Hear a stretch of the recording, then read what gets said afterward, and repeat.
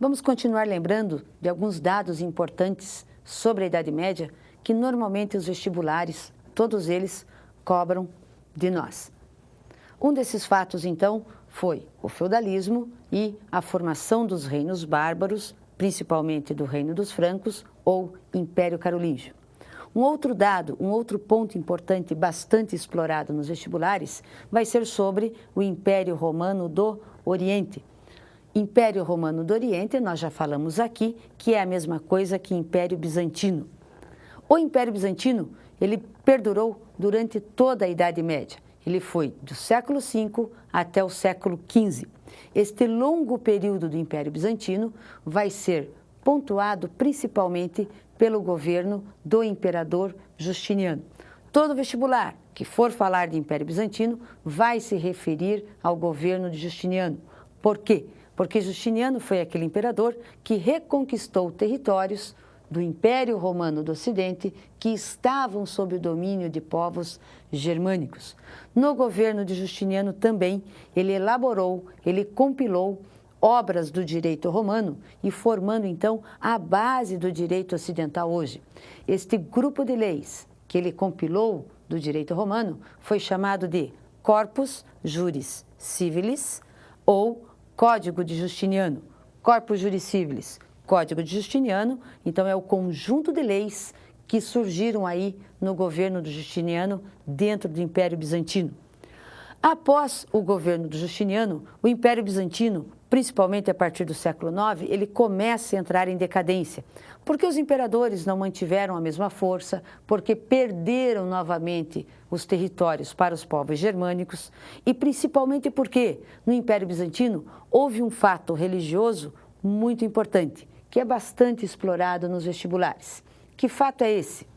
Este fato chama-se o Cisma do Oriente, que aconteceu no ano de 1054. O que foi o Cisma do Oriente? Foi uma divisão dentro da Igreja Católica por divergências de como interpretar os dogmas estabelecidos pela Igreja Católica de Roma. No Império Bizantino, por causa da influência da Grécia, era muito comum os padres, os bispos, a população em geral, discutir bastante os assuntos religiosos. Era o assunto que eles mais conversavam, era a religião. E eles começam a discutir sobre dois itens dos dogmas da Igreja Católica. Um desses itens chama-se monofisismo. O outro item chamava-se iconoclastia. O que era o monofisismo? Os padres da Igreja Católica do Império Bizantino divergiam daquela ideia de que Cristo é baseado na Santíssima Trindade.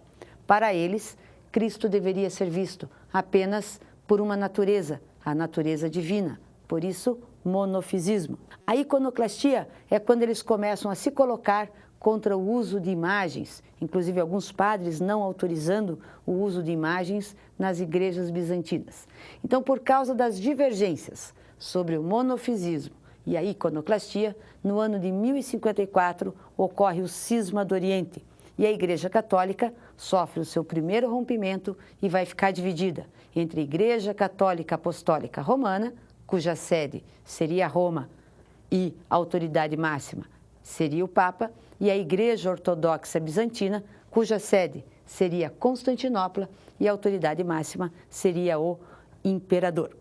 Por causa desse cisma do Oriente, é que no ano de 1096, o Papa Urbano II vai promover a formação de um batalhão de homens para tentar reunificar essas igrejas. Do que eu estou falando? Das cruzadas. Essas cruzadas, então, foram organizadas pela Igreja Católica com dois objetivos. Primeiro, reunificar as igrejas católicas separadas desde o Cisma do Oriente. Lembre bem, Cisma do Oriente, 1054. As cruzadas foram organizadas logo em seguida, em 1096. O segundo objetivo das cruzadas foi recuperar a cidade de Jerusalém, que era dominada pelos árabes. Este objetivo foi cumprido pelas cruzadas. O outro objetivo, que era a reunificação das igrejas ortodoxa e católica romana, não aconteceu. Aliás, este objetivo não aconteceu até hoje. Até hoje, essas duas igrejas são separadas. Só que hoje a Igreja Bizantina é chamada de Igreja Ortodoxa Grega e é comandada por um patriarca. Qual a importância das cruzadas dentro da Idade Média? As cruzadas foram responsáveis pela decadência do sistema feudal, pela volta das atividades urbanas, pela volta das atividades comerciais e por uma grande circulação de moedas. Então, as cruzadas que ocorreram entre o século XI e o século XIII foram de vital importância do ponto de vista comercial, porque elas reabriram o comércio via Mediterrâneo para o monopólio dos europeus, além de promoverem o surgimento aí de uma grande atividade comercial, uma grande atividade urbana, que vai gerar mais tarde a decadência desse sistema feudal, o fortalecimento do poder político do rei e o declínio do poder econômico do senhor feudal. Com essas cruzadas, as feiras medievais, elas passam a ter enorme importância, o comércio começa a fervilhar nessas feiras e uma nova classe começa a se sobressair. É a classe dos mercadores. Nós podemos chamar de mercadores, de burguesia, de comerciantes. Esta classe, junto ao rei, vai começar a exigir uma nova sociedade, uma nova orientação econômica que favoreça o comércio, já que o feudalismo tem como característica a posse da terra, uma economia agrária. Nesse sentido, as cruzadas vão promover esse desenvolvimento comercial, este grande desenvolvimento urbano, o crescimento da importância social da burguesia, a decadência do sistema feudal, a decadência do senhor feudal e vai promovendo aos poucos aí o poder político do rei, ficando mais forte, este rei passando a ter um poder político não só de direito, mas também de fato. Com essas cruzadas vão surgir várias feiras na Idade Média, entre o século XI, XIII, XIV. São as chamadas feiras de Flandres, a feira de Champagne, a feira de Frankfurt, a feira de Colônia e a chamada Liga Hanseática. O que foi a Liga Hanseática? A Liga Hanseática era uma associação de cidades que ficavam próximas ao Mar do Norte, ou seja, aonde hoje mais ou menos é o norte da Alemanha, as cidades que ficavam margeando esse Mar do Norte formaram uma associação com o objetivo de promover, de expandir o comércio dessas cidades. Então, a Liga Hanseática, as feiras medievais de Flandres, Champagne, Colônia, Frankfurt, vão ser responsáveis por cada vez mais pela decadência do sistema feudal e pela passagem, pela transição desta sociedade feudal para uma outra sociedade, baseada no comércio e na circulação de moedas, baseada, portanto, na acumulação de capital. Por isso, a partir do século III, nós vamos ter um momento da história que nós chamamos de transição do feudalismo para o capitalismo. Então, a partir do século XIII, esse momento vai se evidenciar muito forte e é isso que os vestibulares vão cobrar de nós, que nós tenhamos o entendimento de que é no século XIII que nós vamos começar a ter a decadência do sistema feudal, a formação de um outro modo de produção social e econômico chamado capitalismo. Mas atenção, o sistema feudal caiu neste momento? Não.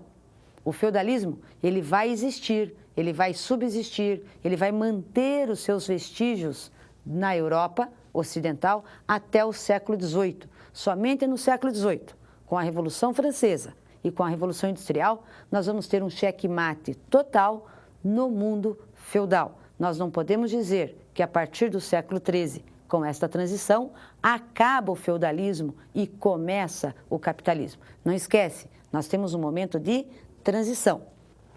É comum os vestibulares utilizarem o seguinte termo: a transição da sociedade feudal para a sociedade capitalista.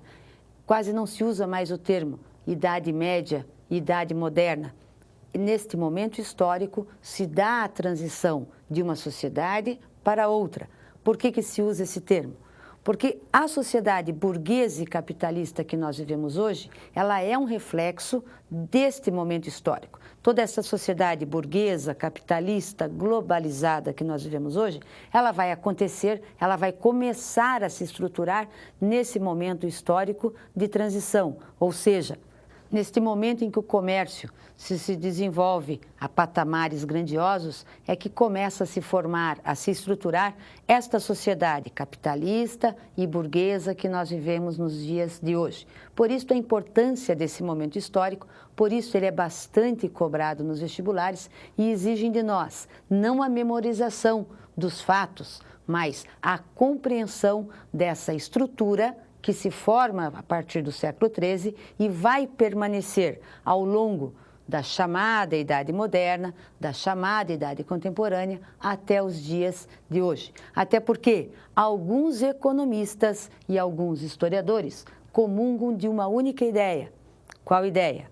De que com as cruzadas, lá no século XI, é que começou o atual processo de globalização. Então, se nós formos pegar em um momento histórico o início desta globalização que o mundo vive hoje, alguns economistas e alguns historiadores dizem que foi com as cruzadas.